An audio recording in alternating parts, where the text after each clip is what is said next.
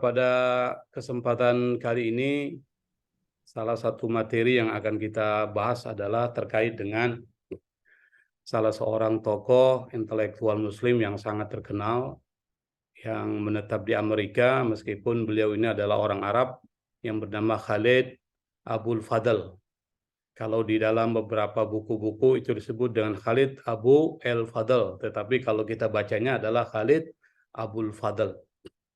Nah, mengenai biodata beliau nanti bisa ditelusuri di berbagai literatur yang ada ya. Tapi pada dasarnya beliau ini adalah seorang yang lahir di Kuwait, lalu kemudian menempuh pendidikan di Amerika. Dan beliau ini adalah seorang intelektual yang menggeluti dua tradisi keilmuan Islam klasik dan tradisi keilmuan Barat modern. Jadi beliau ini kalau kita katakan adalah seorang intelektual ulama karena usia masih kecil, beliau sudah menghafal Quran, beliau mengetahui banyak terkait dengan kitab-kitab kuning, kalau bahasa kita disebut kitab kuning atau At-Turath Islami, dan beliau juga banyak bersentuhan dengan tradisi keilmuan Barat modern, sehingga dengan keilmuan tersebut beliau mampu nanti merespon berbagai persoalan-persoalan yang terjadi di dalam masyarakat Muslim. Nah, salah satu solusi yang terkait dengan pemikiran beliau ini adalah yang disebut dengan hermeneutik. Istilah hermeneutik ini kan kita sudah memahami dari berbagai perkuliahan yang diberikan para dosen-dosen. Kita bisa artikan hermeneutik itu adalah secara singkat hubungan antara teks, pengarang, dan pembaca. Jadi kalau ditanya terkait dengan hermeneutik, maka kita bicara tentang bagaimana hubungan antara teks, pengarang, the author, atau yang disebut dengan al-katib, dan pembaca atau yang disebut dengan al-qari atau reader. Nah, kemudian teks ini bisa teks-teks yang ditulis para pengarang, dan bisa juga teks-teks yang terkait dengan pewahyuan, yaitu dalam konteks ini adalah Al-Quran dan Sunnah Nabi Muhammad SAW.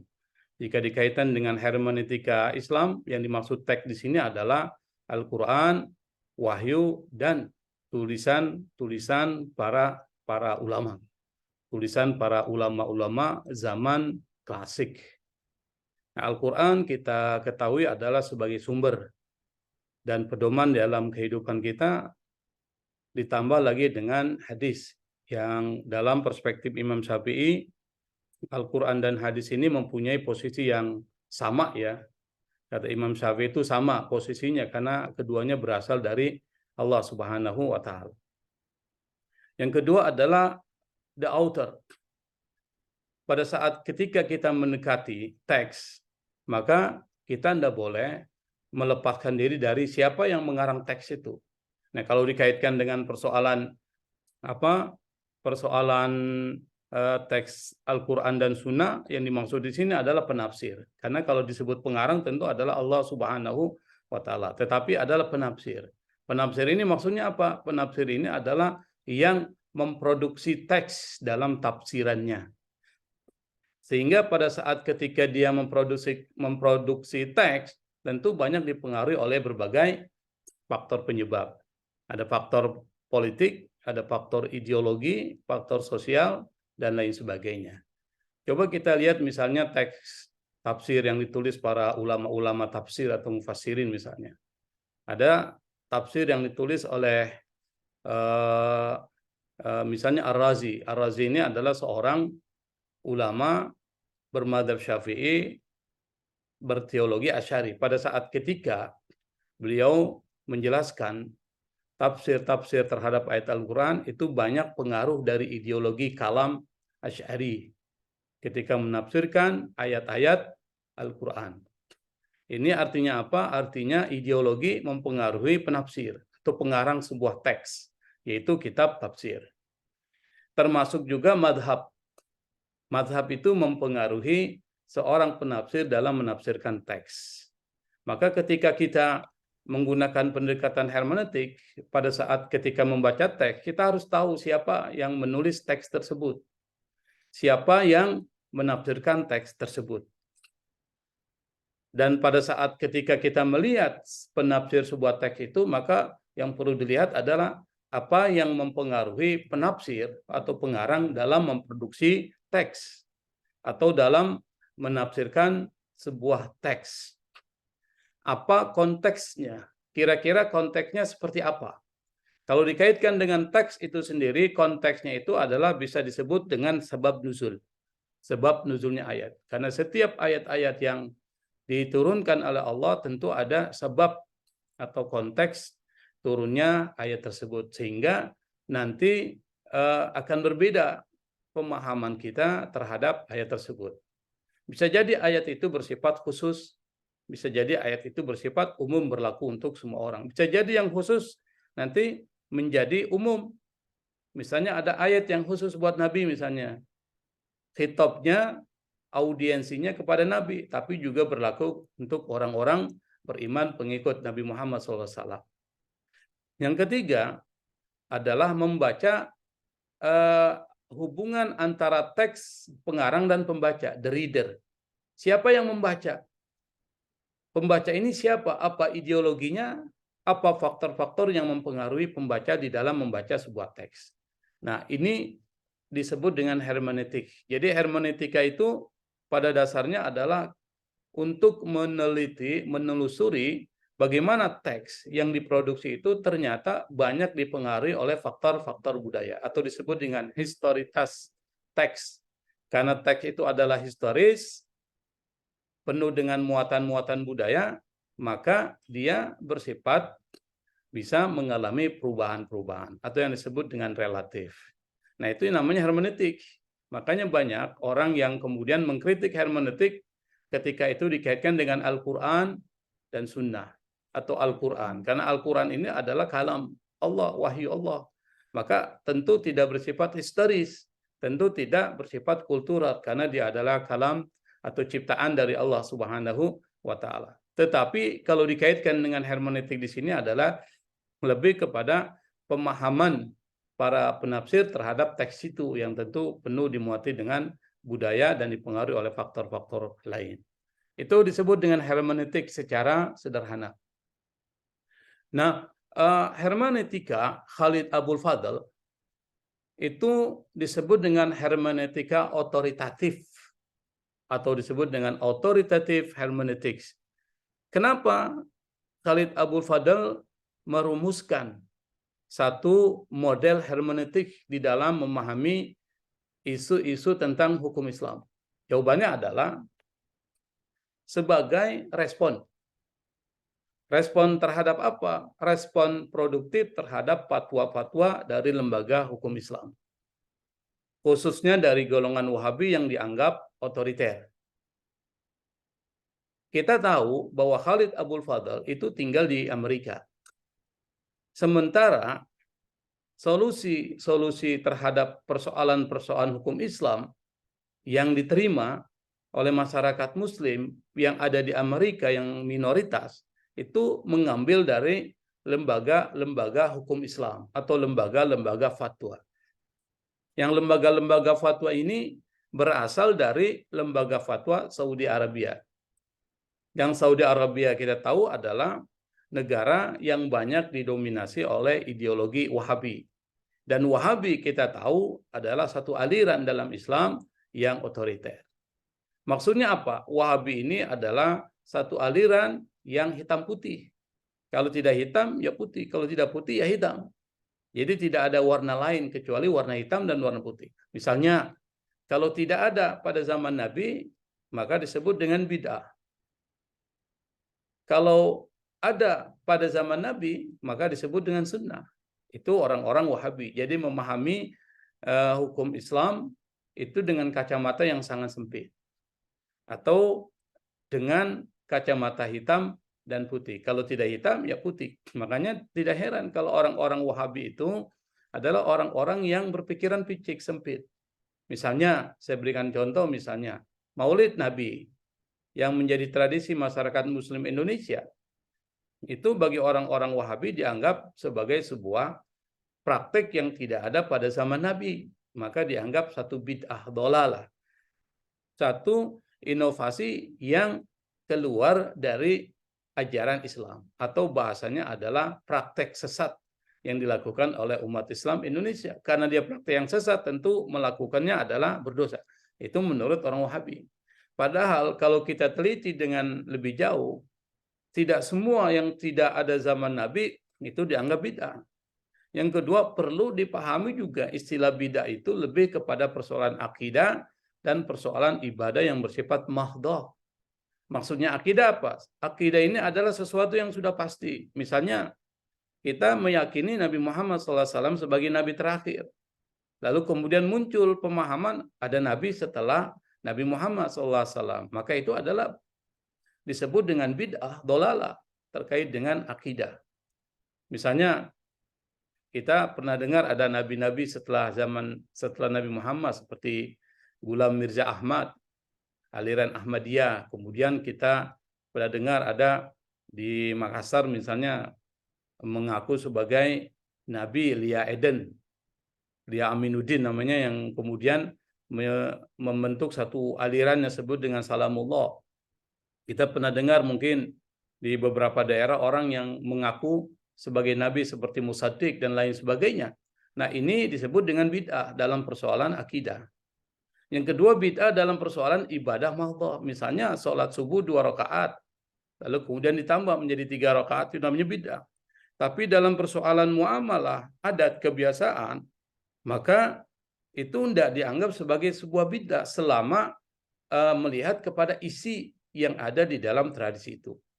Kalau isinya ternyata memang bertentangan dengan syariat Islam yang bersifat pasti, maka itu bisa dikatakan keluar dari Islam. Misalnya kita coba kaitkan dengan Maulid Nabi Muhammad SAW misalnya. Kita lihat isinya, apakah isinya bertentangan dengan syariat Islam atau tidak. Padahal dalam Maulid Nabi itu kita membaca sejarah Nabi Muhammad SAW yang tujuannya adalah mengambil pelajaran dan mengagungkan Nabi Muhammad SAW, mengambil pelajaran dari sirah atau sejarah perjalanan Nabi, lalu kemudian kita ambil pesan moralnya supaya kita bisa meneladani Nabi Muhammad SAW. Yang kedua, kita pada saat ketika melaksanakan Maulid Nabi, kita banyak berselawat kepada Nabi, dan selawat ini adalah sesuatu yang dianjurkan oleh Islam. Bahkan salah satu ibadah yang paling utama itu adalah selawat. Kenapa? Karena Allah Subhanahu wa Ta'ala memerintahkan selawat, Allah sendiri juga berselawat kepada Nabi Muhammad SAW. Yang kedua, di dalam Maulid itu ada yang disebut dengan silaturahmi antara orang-orang yang hadir. Dan silaturahmi ini adalah salah satu ajaran Islam. Bahkan dianjurkan umat Islam untuk memupuk tali silaturahmi di antara umat Islam.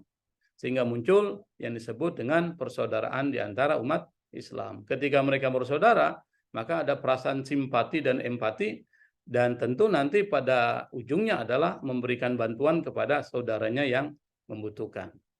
Yang ketiga, pada saat ketika Maulid ada yang disebut dengan tausiah, ada pembelajaran terkait dengan isi kandungan Al-Quran, dan itu diajarkan oleh Nabi di mana kita harus menghadiri setiap halaqah yang di dalamnya diajarkan isi kandungan Al-Quran. Artinya, secara isi Maulid Nabi Muhammad SAW yang dianggap bid'ah oleh kelompok Wahabi itu tidak bertentangan dengan syariat Islam, meskipun istilah itu tidak ada zaman Nabi dan tidak dipraktikkan Nabi. Tapi perlu dipahami, istilah bid'ah itu hanya lebih kepada persoalan akidah dan ibadah yang bersifat mahdhah atau murni kepada Allah Subhanahu wa Ta'ala.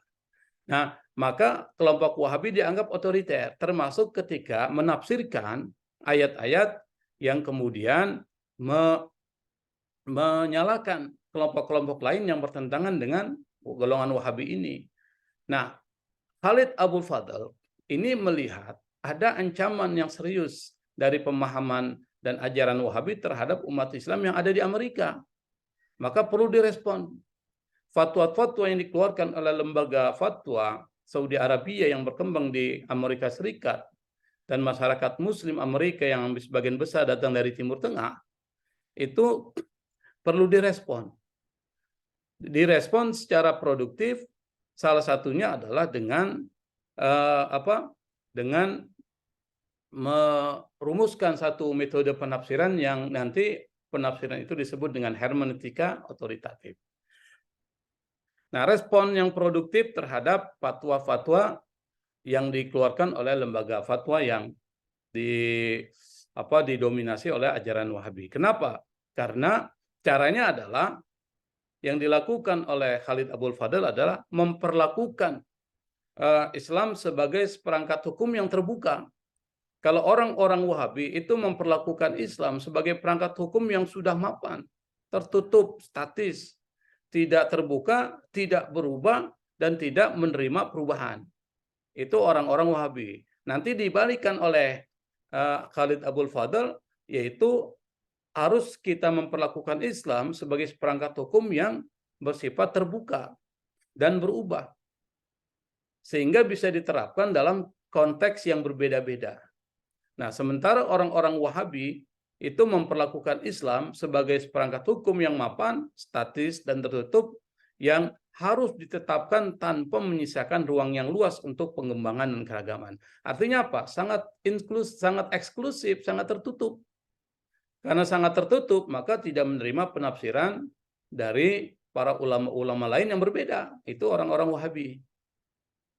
Sehingga mereka dianggap orang yang sangat eksklusif dan otoriter dalam pemahaman keagamaan. Nah, itu terkait dengan kenapa hermeneutika Khalid Abdul Fadl muncul, atau kenapa Khalid Abdul Fadl merumuskan satu metode penafsiran yang disebut dengan hermeneutika otoritatif. Apa inti dari hermeneutika otoritatif dari Khalid Abdul Fadl? Yang pertama adalah unsurnya Al-Quran dan hadis sebagai teks. Jadi yang pertama adalah teks. Tadi saya sudah menjelaskan bahwa hermeneutika itu terdiri dari teks, pengarang, dan pembaca. Maka ketika membicarakan hermeneutika Khalid Abdul Fadl, yang pertama adalah terkait dengan teks. Ketika bicara teks di dalam hukum Islam, maka rujukan kita, pemahaman kita adalah Al-Quran dan hadis. Nah, Khalid Abdul Fadl mengatakan kita harus memperlakukan teks Al-Quran dan hadis sebagai karya yang terus berubah. Artinya dia tidak statis, tidak mapan, tapi selalu mengalami perubahan pemahamannya dan wahyu yang progresif. Sehingga segala bentuk penafsiran dan pemahaman itu akan terus aktif, dinamis, dan progresif. Sehingga akan muncul informasi-informasi baru berdasarkan penafsiran yang progresif terhadap teks Al-Quran dan hadis. Jadi jangan menjadikan Al-Quran sebagai karya yang tertutup, tapi harus memposisikan Al-Quran sebagai karya yang penafsirannya terus berubah dan wahyu yang progresif, sehingga bisa memberikan pemahaman yang terus berubah, dinamis, dan aktif. Sehingga Al-Quran bukan menjadi teks yang mati, tapi teks yang selalu hidup, the living text. Yang berikutnya adalah pembaca, the reader. Hermeneutika dari Khalid Abdul Fadl yang disebut dengan hermeneutika otoritatif itu mencoba melihat the reader, pembaca, itu harus ketika membaca teks harus didasari oleh prinsip kejujuran. Tidak boleh ada dusta pada saat membaca teks. Apa yang ada disampaikan dalam teks harus disampaikan, harus ditafsirkan secara jujur tanpa diselimuti oleh ideologi-ideologi yang kadangkala itu bisa menyesatkan. Jadi harus jujur di dalam memahami sebuah teks. Yang kedua, harus didasari oleh kesungguhan. Bijiddin wajtihadin, harus dengan kesungguhan. Artinya benar-benar menelusuri teks itu dan menarik pesan moral apa yang ada di dalam teks itu. Yang kedua, memahami secara menyeluruh. Ayat-ayat Al-Quran jangan dipahami secara parsial atau setengah-setengah, tetapi memahaminya secara menyeluruh. Atau di dalam bentuk tafsir disebut dengan tafsir maudhu'i. Jadi ketika kita membaca satu ayat, itu harus dipahami bahwa ayat ini mempunyai korelasi dengan ayat-ayat yang lain. Kalau kita hanya ngambil satu ayat, itu bisa tersesat di dalam menafsirkan sebuah teks, dalam membaca sebuah teks. Tapi harus dihubungkan ayat ini dengan ayat-ayat lain secara kronologis. Mana ayat yang lebih dulu turun, mana ayat yang di pertengahan dan di akhir terkait dengan isu-isu yang ditafsirkan. Itu disebut dengan maudhu'i, harus tematik. Nah, ketika sudah membuat kronologi antara satu ayat dengan ayat yang lain, baru kemudian ditafsirkan dengan menggunakan seperangkat keilmuan yang ada. Itu yang ketiga. Yang keempat, pada saat membaca sebuah teks, seorang pembaca atau the reader atau qari itu harus rasional, berdasar pada nalar akal sehat yang kuat. Dan yang ketiga adalah pembaca harus mengendalikan diri ketika membaca sebuah teks. Tidak boleh kemudian mengklaim pembacaan itu sebagai sebuah yang final, sebagai sesuatu yang benar dalam artian lalu menyalahkan orang lain. Jadi harus mengendalikan diri. Kenapa? Kata Imam Syafi'i, beliau mengatakan, qauli shawab yahtamilul khata' wa qaulu ghairi khata' yahtamilul shawab. Kata Imam Syafi'i, pendapatku itu benar tetapi bisa mengandung kemungkinan keliru. Pendapat selainku itu keliru tapi bisa mengandung kemungkinan benar. Artinya apa? Pendapat itu bersifat relatif. Kita tidak boleh mengklaim bahwa yang lain salah, kita yang paling benar. Jadi harus ada pengendalian diri, kontrol diri ketika membaca sebuah teks, sehingga yang muncul adalah teks atau toleransi dalam memahami sebuah teks. Itu yang dikaitkan dengan the reader atau pembaca. Dan yang ketiga adalah negosiasi antara teks, pengarang dan pembaca. Ini unsur hermeneutik dari Khalid Abdul Fadl. Yang ketiga adalah harus ada negosiasi. Ini tulisannya keliru ya. Negosiasi antara teks yang ditafsirkan, pengarang dan pembaca. Termasuk juga ketika menegosiasikan antara teks, pengarang dan pembaca harus ditempatkan dalam sebuah konteks. Maksudnya apa? Perlu ketika kita memahami sebuah teks, perlu melihat dan menekankan pada latar belakang sosial historis Al-Quran. Misalnya, atau di dalam bahasa ilmu Al-Quran disebut dengan sabab nuzul. Ketika kita membaca teks, kita harus tahu kira-kira teks ini turun kapan, dalam konteks apa, Nabi kemudian atau targetnya kepada siapa, lalu terkait dengan apakah bersifat umum atau bersifat khusus. Jadi harus dipahami latar belakang sosial historis. Disinilah perlu ilmu sabab nuzul. Perlu kita merujuk kepada kitab-kitab yang membahas tentang sebab turunnya ayat-ayat Al-Quran.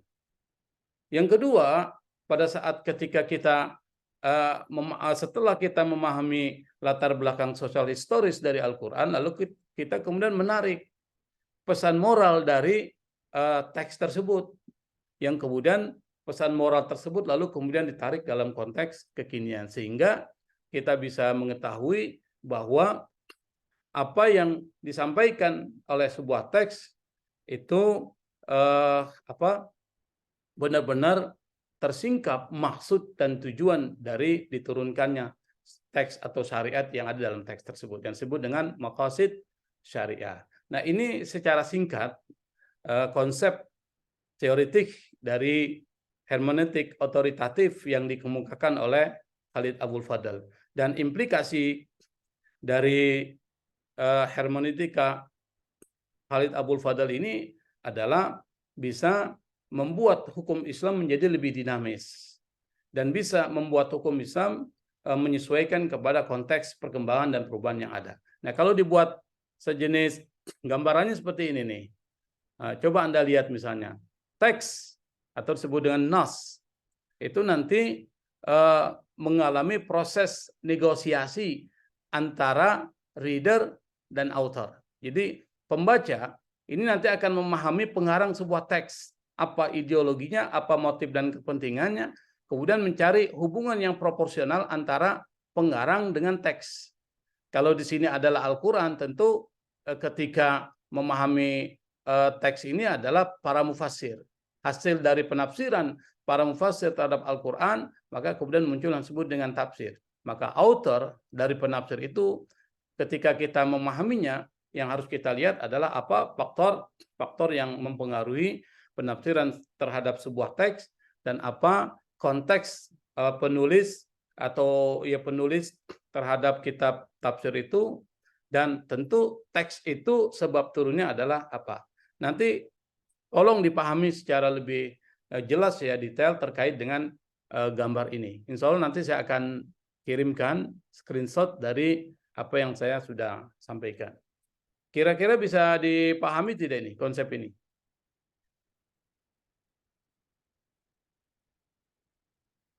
Gimana? Kalau saya lihat dari senyumnya tidak paham ini. Ada yang mau ditanyakan?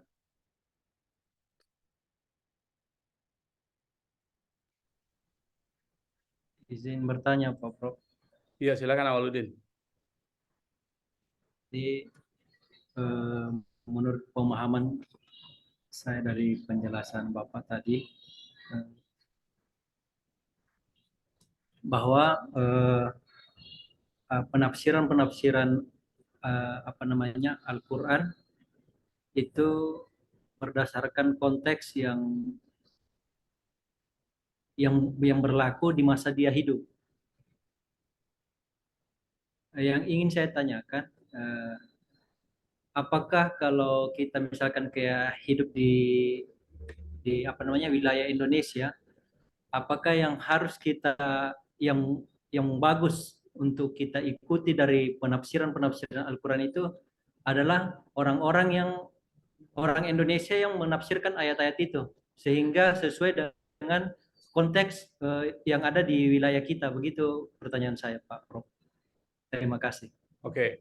Yang pertama kita harus pahami bahwa Al-Quran ini adalah teks yang hidup, dinamis. Meskipun diturunkan 14 abad yang lalu, tetapi pada saat ketika diturunkan, teks itu sebenarnya berbicara pada zamannya. Jadi ayat-ayat Quran ini adalah respon terhadap zamannya. Tapi pesan-pesan moral yang bersifat umum itu bisa ditarik dalam konteks kekinian. Maka Al-Quran itu sholihun likulli zaman wa makan.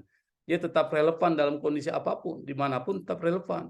Nah, yang membuat relevan ini adalah penafsiran. Penafsiran terhadap teks Al-Quran itu banyak dipengaruhi oleh berbagai faktor. Baik faktor ideologi, faktor zaman, tempat, dan lain sebagainya. Itu mempengaruhi penafsiran. Kitab-kitab tafsir yang ditulis para ulama-ulama tafsir klasik itu akan berbeda dengan kitab-kitab tafsir yang ditulis para ulama kontemporer. Bagi contoh misalnya Anda bisa melihat tafsirnya Buya Hamka itu, tafsir Hamka Al-Azhar. Itu berbeda pada saat ketika menafsirkan ayat-ayat Al-Quran. Meskipun dia tetap tidak dipengaruhi oleh beberapa karya-karya tafsir yang lain. Dia memakai penafsiran-penafsiran yang lain, tetapi pada saat ketika menafsirkan, dia dipengaruhi oleh konteks dan zamannya. Nah, kalau tanya mana yang lebih baik, apakah kita mengambil tafsir dari ulama-ulama atau mufasir Indonesia atau mufasir lain? Persoalannya tergantung. Kenapa? Kitab-kitab tafsir klasik pun bisa bagus dijadikan sebagai rujukan. Kitab-kitab kontemporer pun wajib atau bagus dijadikan rujukan. Jadi tergantung dari kepentingan kita. Anda misalnya tertarik pada aspek kebahasaan dari Al-Quran, maka Anda mencari kitab tafsir. Maka carilah kitab tafsir yang bicara tentang persoalan kebahasaan itu. Jadi tergantung dari kebutuhan. Dan semuanya adalah baik. Anda ingin mencari tafsir yang terkait dengan persoalan-persoalan yang lebih luas, misalnya Anda bisa membaca kitab tafsir Quraisyab Al-Misbah. Dan perlu dipahami, tafsir Al-Misbah pun itu merujuk kepada kitab tafsir yang lain. Misalnya tafsir Tabatabai, tafsir Al-Mizan, tafsir yang ditulis oleh ulama yang bernama Tabatabai, namanya tafsir Al-Mizan. Kemudian merujuk pada tafsir yang ditulis oleh ulama Tunisia, mufasir Tunisia yang bernama Tahir bin Asur, yaitu kitab tafsir At-Tahrir wa Tanwir. Jadi dia merujuk pada kitab tafsir, tapi kemudian mengemasnya dengan bahasa yang lebih menyesuaikan dengan perkembangan zaman. Jadi tidak ada bahasa tafsir yang baik dan tafsir tidak baik. Semua tafsir baik, tergantung kepada kebutuhan Anda. Anda mau ngambil tafsir apa? Oh, saya mau ambil tafsir yang terkait dengan persoalan teologi, Pak. Anda bisa merujuk kepada tafsir Ar-Razi, Mafatihul Ghaib. Anda bisa merujuk kepada tafsir Al-Kasyaf, Az-Zamakhsyari misalnya. Oh, saya mau cari tafsir yang terkait dengan hukum, Pak. Hukum. Anda cari tafsir ayat ahkam.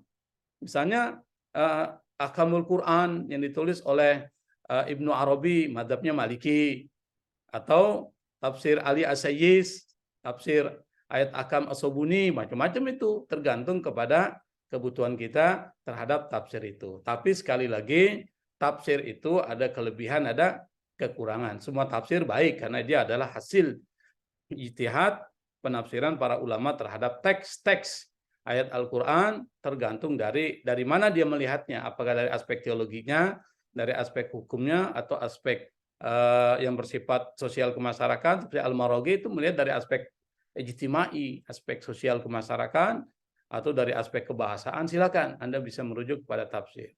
Nah, kalau ditanya tafsir Indonesia yang baik, semuanya baik ya.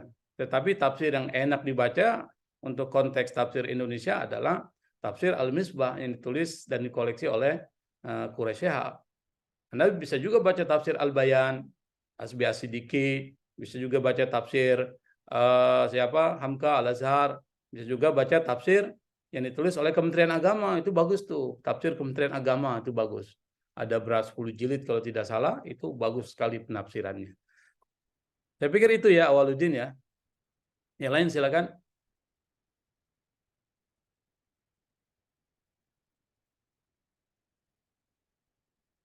Kalau diam ini berarti saya anggap sudah memahami ya untuk pemikiran Khalid Abdul Fadl, dan ini penting untuk bisa dipahami. Karena pemakalan ini lambat sampai 15 menit lebih ya, 17 menit, maka kita eksekusi karena kita tidak menunggu lagi. Perjanjian kita perkuliahan jam berapa sih? Jam 1, Pak. Jam 1. Jam 1, di sini jam 12 kita mulai perkuliahan. Kalau memang tidak ada lagi yang dipertanyakan, saya pikir untuk perkuliahan kita anggap selesai ya.